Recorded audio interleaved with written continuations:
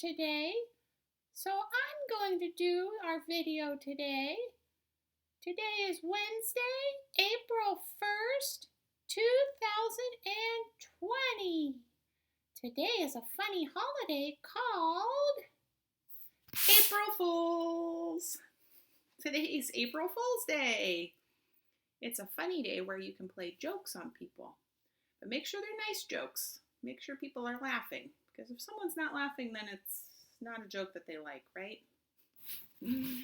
So today is April 1st. So let's look at our calendar today.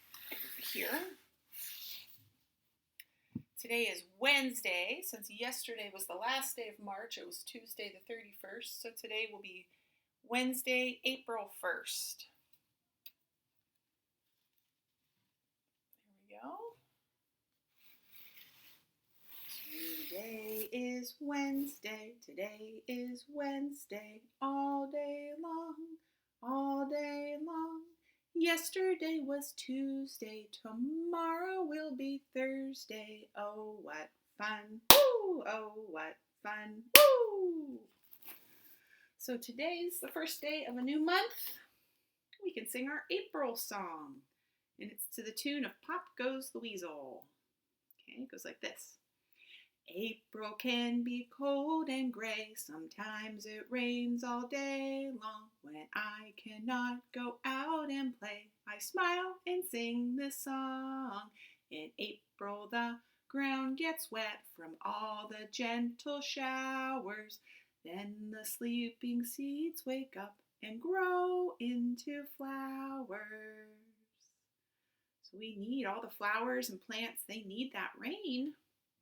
It can also be fun to play in the rain, can't it? Put on your rain pants and your rain boots and go out and splash in some puddles. So, today we are going to sing the next song in our book. It's called Day-O. Okay, it goes like this.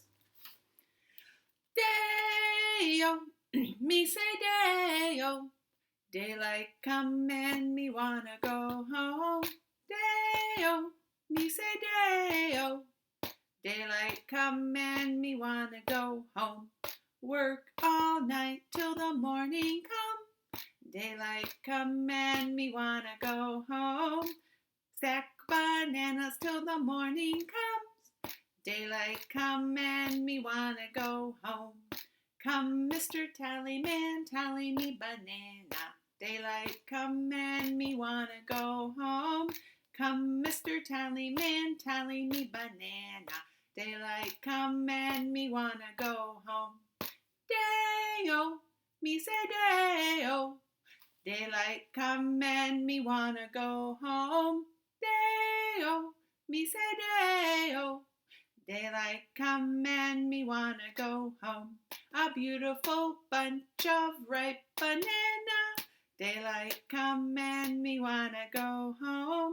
Lift 6 hand, 7 hand, 8 hand bunch. Daylight come and me wanna go home. Come, Mr. Tallyman, tally me banana. Daylight come and me wanna go home.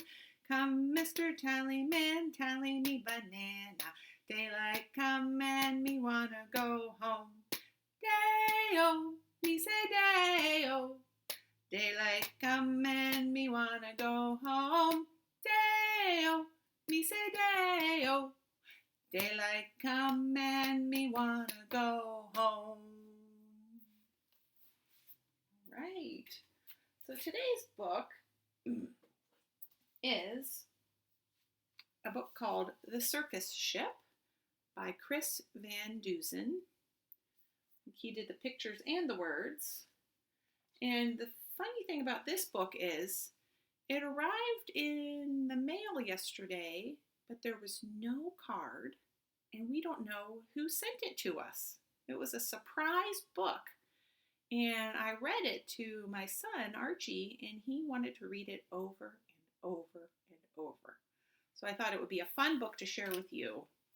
The pictures are really wonderful. It's called The Circus Ship.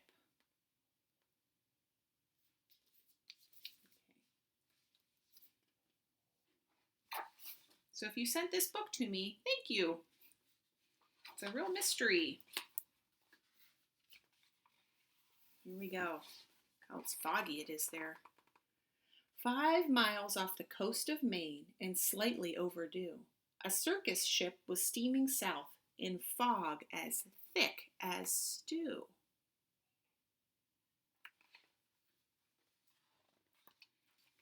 On board were 15 animals who traveled to and fro. The next day it was Boston for another circus show.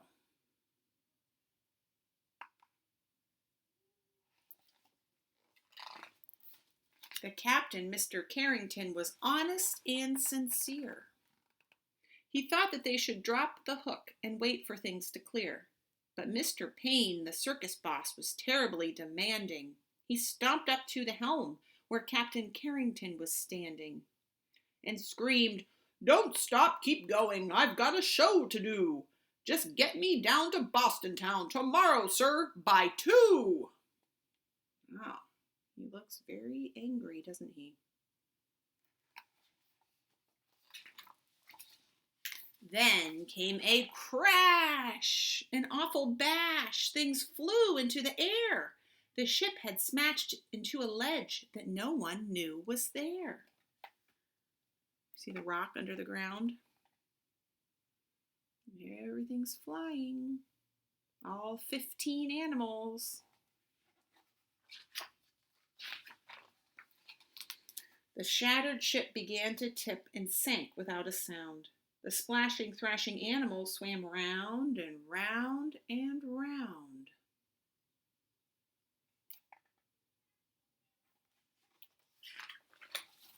The captain said to Mr. Payne, "Pray tell, what shall we do? We can't just leave them here to drown. We've got to save them too." "The animals?" yelled Mr. Payne. "Why, sir, what are you, daft? It's me that you should rescue. Pull me up into the raft. Now ferry me to safety, sir, before I get too cold. Don't question me," barked Mr. Payne. "Just do as you are told."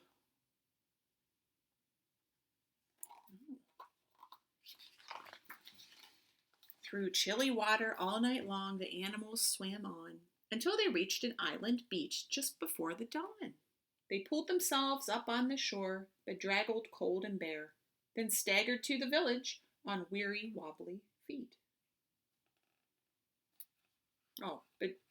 Bedraggled, cold, and beat, then staggered to the village on weary, wobbly feet.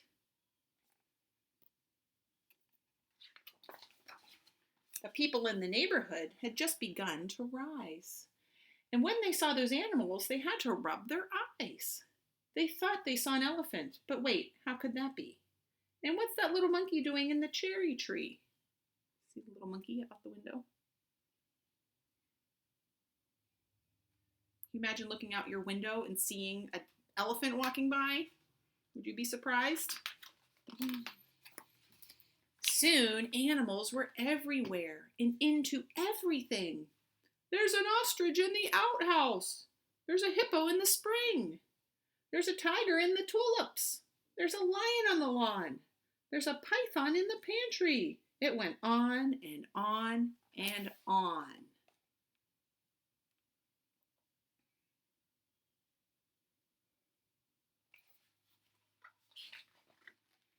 Mr. Hood was stacking wood and nearly jumped a mile when he found an alligator sleeping on his pile. And Mrs. Dotty Daly, who grew daisies by the bunch, discovered that the zebra had been eating them for lunch.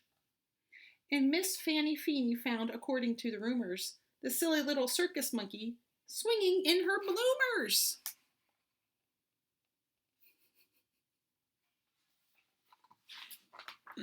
But everything changed quickly, like the turning of the tide, the night the Abbot's shed caught fire, with Emma Rose inside. From high above the Abbot's farm, the tiger saw the shed. The sight of smoke and fire triggered something in his head. He jumped through flames 1,000 times back in his circus days, so he ran past all the people, and he leapt into the blaze. Brave tiger. Then everybody panicked. "Help, help, what can we do? when from the raging fire something big burst into view. It was the most amazing sight, and everybody froze when they saw the tiger saving little Emma Rose.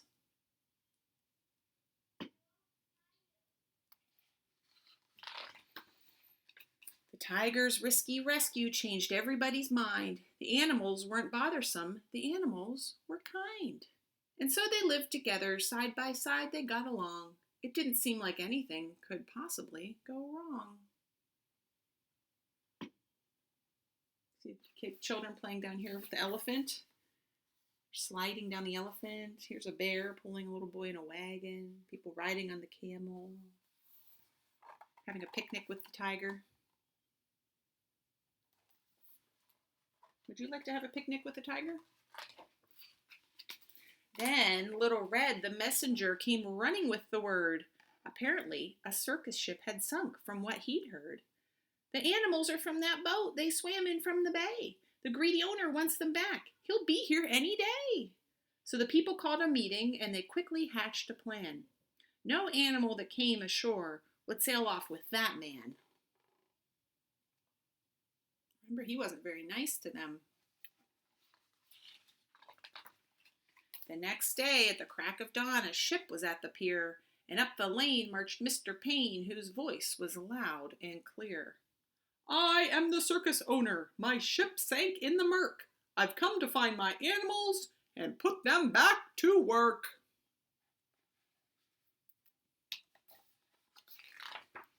He hiked until he came into the center of the town. His face was red. He scratched his head. He stood there with a frown.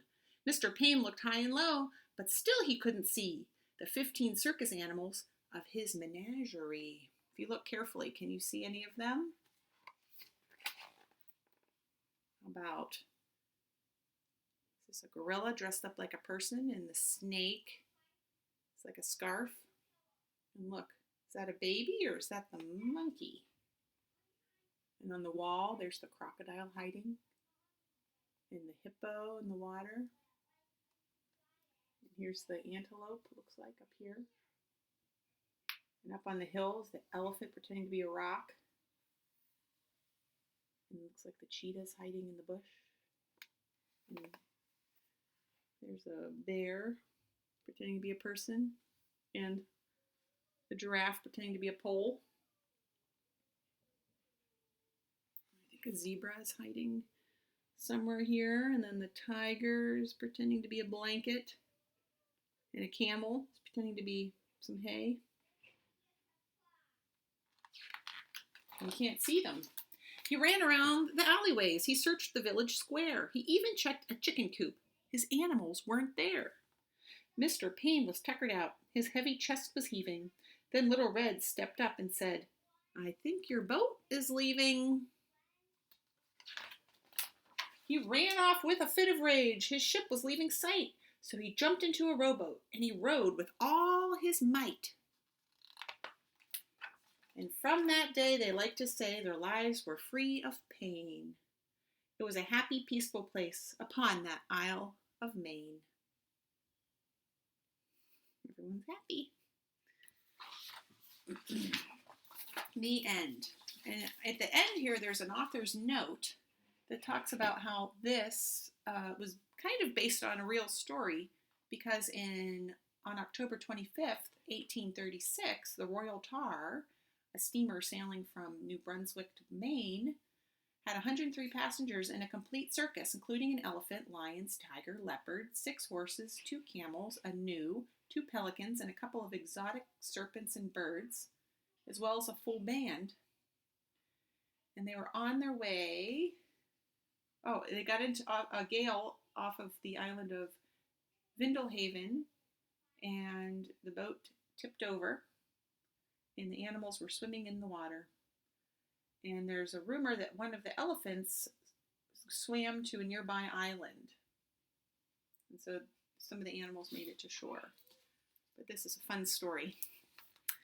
All right, well, thank you for being here today, and I hope you have a fun April Fool's Day, and have a nice day. Bye.